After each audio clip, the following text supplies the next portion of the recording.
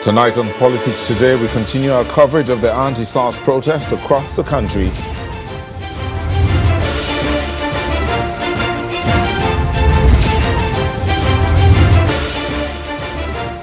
We bring you reactions from Lagos, Abuja, and other parts of the country, and also today,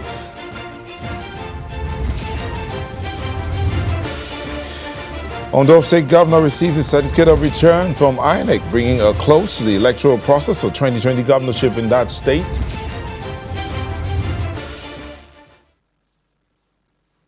Thank you for staying with us. I'm Neo Tagwe, standing in for a regular host on Politics Today.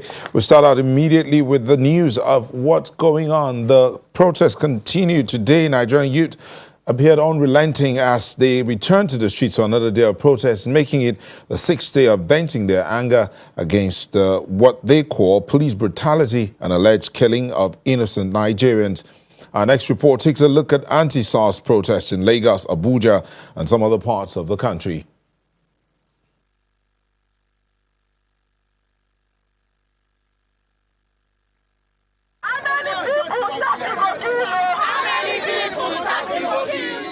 Protests against the operations of the Special Armed Robbery Squad, or SARS, as the unit is popularly called, continues to spread across the country, as Nigerians insist on total reform of the police force. The continuing protests and the rate at which they are spreading is an obvious sign that the people are not satisfied with the president's overtures aimed at bringing the protest to an end. Following Monday's total lockdown of the city, youth in Lagos trooped out yet again in different areas to resume their protests.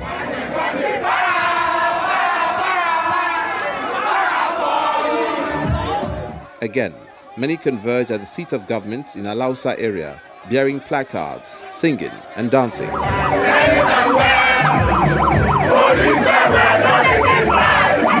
They are later addressed by Governor Babajide Sanwo-Olu, who announces a 200 million naira fund for victims of police brutality in the state. So your number one request for us was for me to release all the protestants. So all the protestants have been released. Yes. Without any condition. I have instructed my Ministry of Youth to have set up, and one of the things that I said to some of your leaders yesterday, I want the list of everybody that has had one fatal encounter with SARS or not. I want all their names in Lagos. Yes. If there's any fatal encounter with SARS in Lagos, so I want all their names. I have some names. I want to be sure that I have all the names. I have set up a 200 million naira fund in which I will appoint some of your leaders. I will appoint some of your leaders. No leader. No leader. You don't want money? No leader. No leader. Okay. No leader. Staying in Lagos, it's a change of venue for protesters who had previously occupied the Lekki toll gate as they moved to Onikon in Lagos Island, where they present their petition to the police command.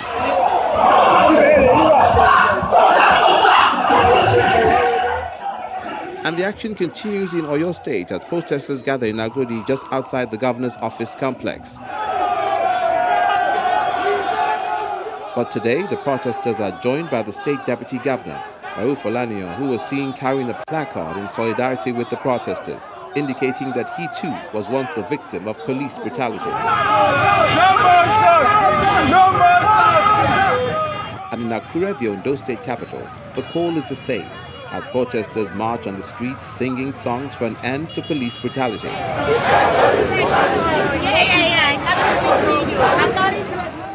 And for the first time since the protest began, youth in Enugu in the southeast have joined their counterparts in other parts of the country, demanding an end to police brutality.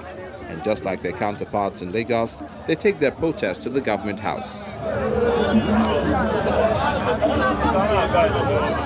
And then the state police command to register their complaints, with the police providing protection for them.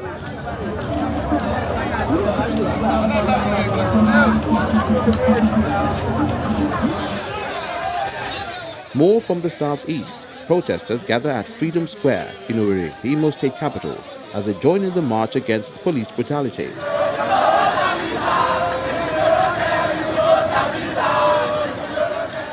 And in the south-south, hundreds of protesters gather at the popular Globe on Wellington Bassey Way, Akwa Ibom State, where they insist that the state governor, Udom Emmanuel, should address them.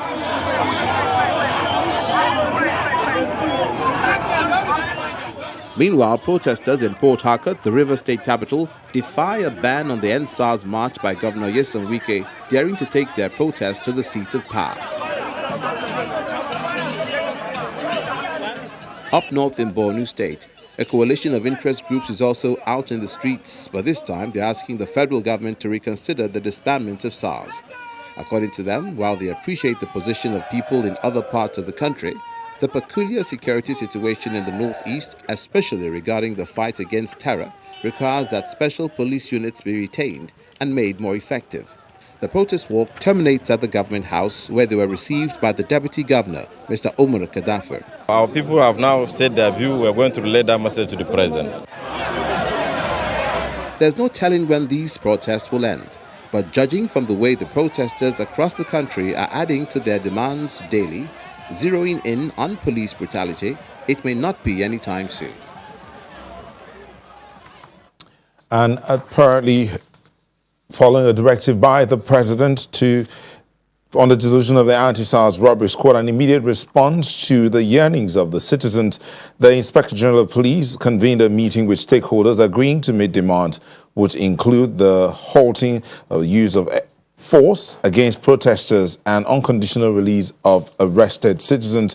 A meeting organized by the Office of the Inspector General of Police and the National Human Rights Commission was a multi-stakeholders forum attended by leaders and representatives of civil society organizations in Nigeria, activists from the entertainment industry and the anti-SARS movement, and development partners.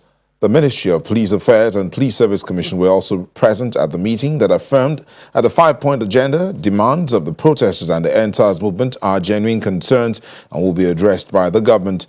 A communique of stakeholders meeting on the implementation of the recommendations of the Presidential Panel on the reform of the Special Anti-Robbery Squad said, following the public protest regarding various forms of human rights violations by the Special Anti-Robbery Squad and the consequent disbandment of the unit by the Inspector General of Police, Mohammed Adamu, there arose a need for stakeholder engagement to build trust and restore public confidence in law enforcement.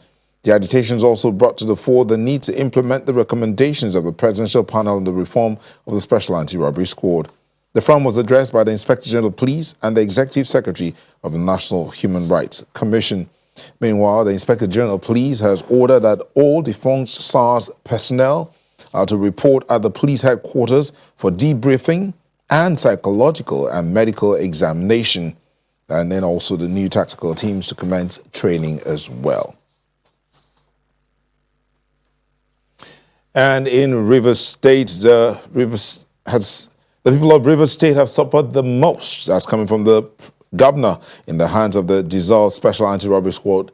And despite raising alarm consistently over the years on the brutality of SARS, no one listened until it festered.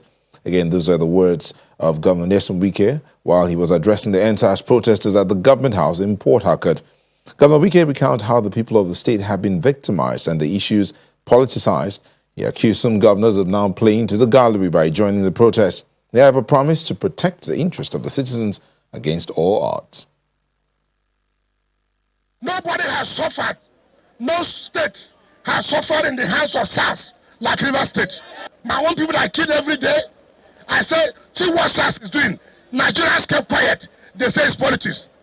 Now they have seen how bad SARS is. Now they want me now to come out. Some of you are just joining because you don't even know. I'm not interested.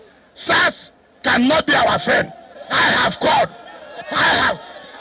SARS can never be my friend. I will never support SARS. We have never supported SARS.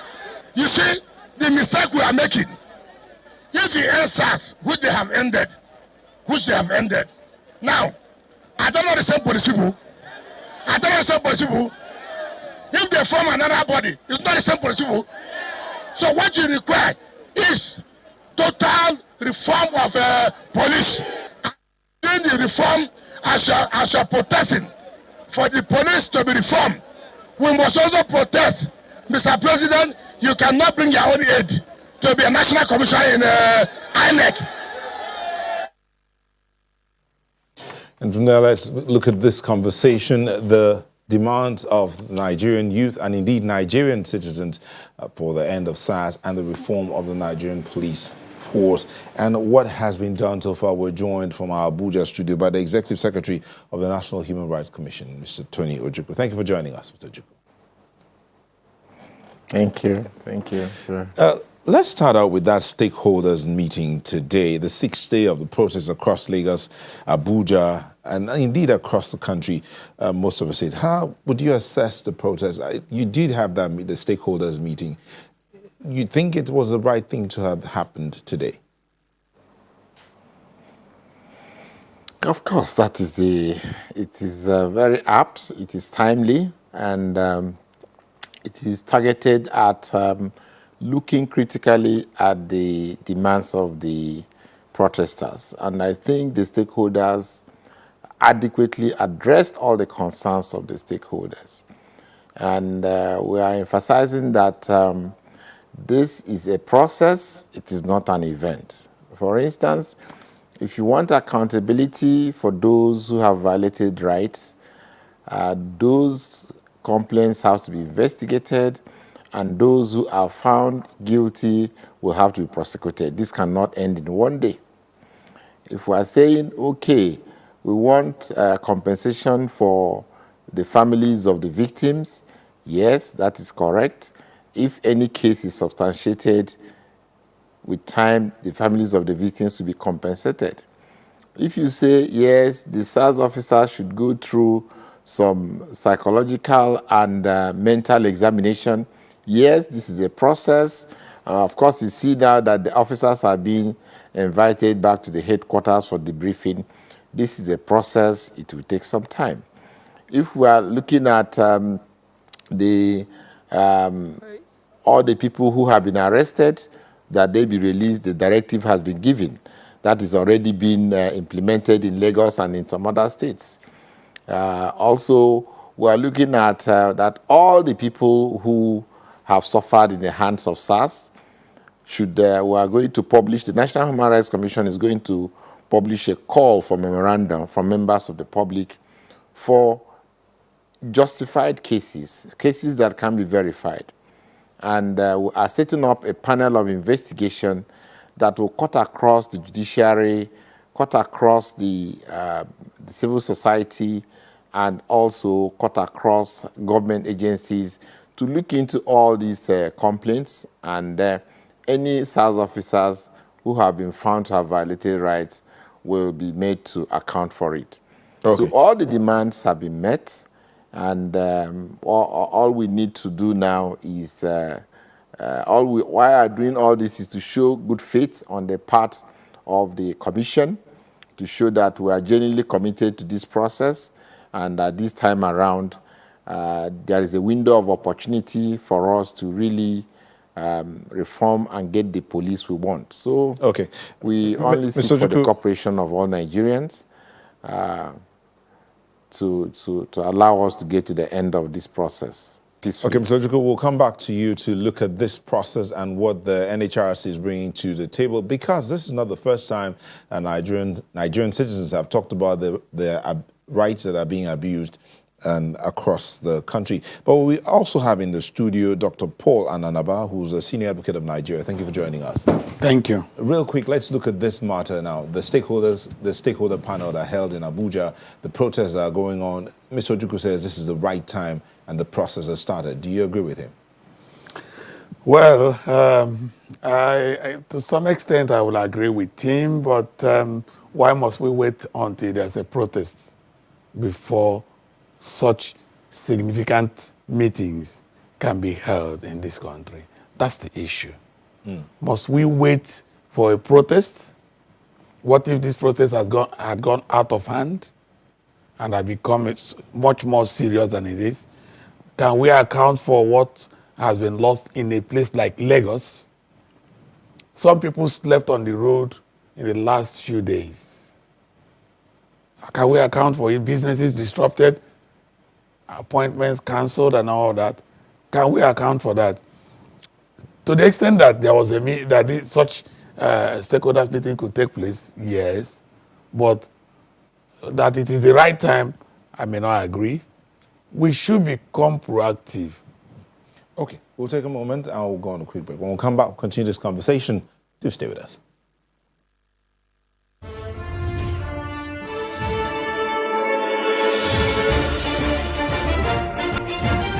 Thank you for staying with us. We're looking at the anti-SARS protests across the country, Annie, and then that stakeholder meeting that happened today in Abuja, where the process has started for the reform or for the response to the 5 demands put forward by the Nigerian citizens that went on the streets the last 4 or 5 days protesting the police brutality and demanding the end of SARS. We have with us the Executive Secretary of the National Human Rights Commission in Abuja, Mr. Tony Ojukwu, and here in Lagos we have Dr. Paul Anabai, Senior Advocate of Nigeria. Mr. Ojukwu, let me come back to you. Before I came to Dr. Anabai, I asked a question about the fact that this is not the first time that Nigerians have talked about the abuse of human rights. And why did it have to get to this point? And indeed, Dr. Ndaba alluded to that. Why did it have to get to the point where the Nigerian citizens are out on the street protesting for days, sleeping on the street, for anybody to listen and do something about it? Well, it's not as if nothing has been done or is being done. You recall that in 2008, the National Human Rights Commission, in collaboration with stakeholders, carried out a comprehensive investigation of the activities of SARS. We held sittings in Lagos. In fact, we held 2 sittings in Lagos. We went to all the 6 geopolitical zones and had complaints on SARS officers. And we compiled our report. The federal government looked at that report and accepted that report. Now, this moment calls for the implementation of that report, and that is what government has directed, that the report should be implemented. In the stakeholders meeting which we held, that stakeholders meeting is going to be part of the implementation of that report. And all the issues raised by the protesters were already part of the recommendation of that report. So action has been going on, and then right now we are putting in these concrete steps to make sure that the recommendations of that panel are implemented. The government has seen them, is acceptable to the government, and then we are now putting in place sustainability plans. And sustainability plans means that part of which is also part of the recommendations is that there will be a continuous mechanism like investigation panel put up by the commission that will continue to listen to any complaints against police officers, against SARS, because we have realized that certainty of action, certainty of discipline, certainty of prosecution for violation of human rights is key, because the human being is not a perfect person, but the most important thing is whenever anything goes wrong, that there is a mechanism in place, an effective mechanism in place. And I can tell you that this time around, this mechanism is going to work, it's going to be effective. And like I said, we are setting up a panel before the end of this week that is going to listen to all the recent comments. And then all the decisions of all the findings of the farmer panel will also be implemented. Don't forget, it is not as if that has been put behind. Those reports are going to be implemented. Those who were found to have violated people's rights are going to be disciplined and prosecuted. And from where we stopped, fresh complaints are going to be listened to. Members of the public are encouraged to articulate their complaints with proven instances and proven cases. These are all going to be looked to, and it's going to be looked into in a very transparent way. You know, members of the civil society, members of the anti-SARS movement, members of the judiciary, members of the executive, and everybody will be there. So it's going to be a transparent and accountable process. And I can assure you, just like we are transparent and fair in the first panel, this panel is also going to be transparent and fair to all concerned. Oksana, about this report that the executive secretary talked about is 12 years old, 2008. And from what he says, all the recommendations in that report, the 12-year-old report, are going to apply here. Maybe to be looked at again and maybe upgraded or something. But he says the complaints that were talked about, that are being talked about now, can also featured in that report as well. And so it's like they already have a document. Maybe if they had implemented that document, it would have made a difference today. Yeah, that's where I was coming from. That's why I asked, why will we wait till today before all these things are done? But you know how government works. I'm not out to talk about history. It's not just about the anti-SARS issue. Right across, go to several ministries and all that, you will see committees, panels, reports, and suggestions. We keep having seminars, communicate everywhere. It is implementation, the enforcement. Perhaps if the 2008 report, recommendations, perhaps had been implemented, we may not have been here by now. Now that we are here, and a new panel will be set up or is being set up, I want to accept that and urge Nigerians to accept that, and let's now open our eyes clearly on this point. But the Nigerian citizens on the street do not. They say they don't believe anything, that things have been spoken before. Now, if they are justified. You will recall that even in police stations, we began to see human rights desk. But they were ineffective. It's not a matter of taking a small part of the police and saying this is human rights desk. It is beyond that. The entire police force needs a lot of work on. We need to overhaul our police force. I'm not talking about the policeman on the street alone. How much is he paid? Do you take, some attention on the policeman you see on the street? Even the officers, how much are they paid? Are you sure that even officers from up to assistant commissioner and all that they are able to train a child properly from their salary? Through a university? Are you sure? So these are some of the issues. We need to look at them. We need to further professionalize and deepen the police force. There are basic things you must address squarely in this country, and things will begin to change. And one of them is the police force. When people, can you imagine? We moved from a police force, we started having some section like SFU, ICPC, EFCC. These are all the generations of police force. So what am I saying? What I'm saying is that this new panel, I will urge my brother, who is the chief executive of Human Rights, National Human Rights Commission, that this time we should go further. We don't need another 12 years and another protest. Okay. We need to hit the road running. And the judiciary, like he said, and the Bar Association, I'm happy, as chairman of the section of public interest in Nigerian Bar, we are beginning to look at it. We too may not have acted very fast. I'm not here to blame anyone. So everybody is on board now. Exactly. And everything will be together. We all need to work together with the Human Rights Commission, even the judiciary, so that even cases touching on that will be given some degree of attention. Okay, thank you. Mr. Ojukwu, in 30 seconds, or in 10 seconds rather, what word would you have for the Nigerian citizens who are still out there and they're continuing tomorrow, as they say, until they see something on ground? My appeal to the protesters is that peace, we need peace to be able to achieve any development. And I think we have done everything possible to show transparency, to show decisively that we are willing to meet the terms of the protesters. Every reasonable step has been taken.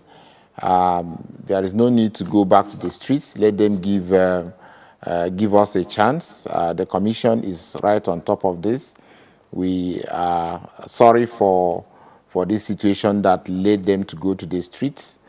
We are conscious of protecting their rights. I want to apologize that we'll do everything this time to make sure that we don't get to this stage again. All right, thank Please, you. I appeal to them to give us a chance and let us correct this once and for all, and we'll have a better police force that will protect our rights as Nigerians. Osanaba, in 10 seconds. Not 10 seconds. I need to say a lot now. The youth, the young people, their voice have been heard. I want to tell them Nigerians appreciate them. You can see the difference between the anti-SARS protest and the series of protests and strikes we used to hear about. You could see the young men, no formal organization as such. They achieved their aim up to the point that the president had to address them. My advice to them, just like the Human Rights Commission is saying, is this. The fact that you won a football match doesn't mean you will stay in the pitch forever. The match should be over after some time. I will urge them to go back home, and let us give this government and these organizations opportunity to right certain wrongs. Okay, thank you so Thank much. you. We had Dr. Paul Anaba, Senior Advocate of Nigeria, here in our Lagos studio. Thank you for speaking with us. And from our Abuja cell, we had Dr. Mr. Anthony Ojukwu, member of the Presidential Committee on Police Reforms and the Executive Secretary of the National Human Rights Commission. Thank you so much. And that is Politics Today. I want to thank you for letting us be a part of your evening. Good night.